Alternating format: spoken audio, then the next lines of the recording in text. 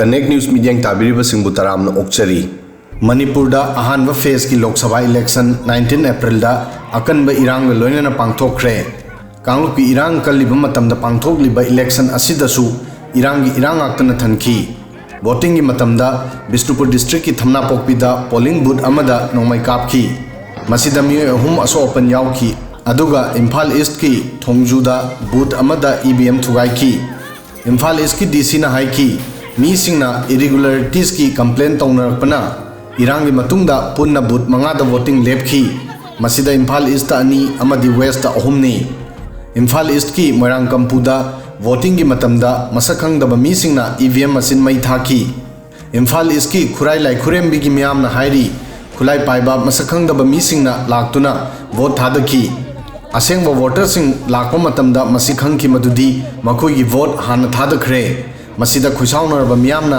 EVM machine थुगाइखी cookie नमना ताबा मफमसिंगदा voting यामना नेमबना इहांग हांगखी Kangpokpi district की साइटू अमदी साइकुलदा Matang सिन्ना 13.22% अमदी 8.58% voting तौखी अदुगा चोराचांदपुर district ता नुंगथिल पुंग अमा फावबदा 43.67% वोटिंग तौखी वोटिंग की मतमदा कांग्रेस न मराल सीखी पुलिस की मांगदा कांग्रेस की बूथ एजेंटबू तांथोखी मणिपुर कांग्रेस की वाइस प्रेसिडेंट देवव्रतना हाई मसी पुंबा स्टेट गवर्नमेंट तौहनबनी मांगना हाई पोलिंग स्टेशन कयादा अमुक हन्ना वोट तौहनबा अपील तौगनी मांगना हाई की सिक्योरिटी पर्सनल सिंगा कांग्रेस कैंडिडेट का मरे येनबा असी पुलिस ऑफिसर सिंगना इलेक्शन कोड ऑफ कंडक्ट बू फोंगना सिंगनबनी Then did you have so many people and gunfire?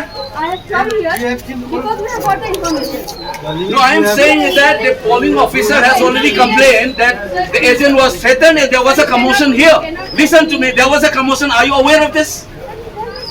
Why should I tell? I am saying is that the polling officers has already told me. No, I am not.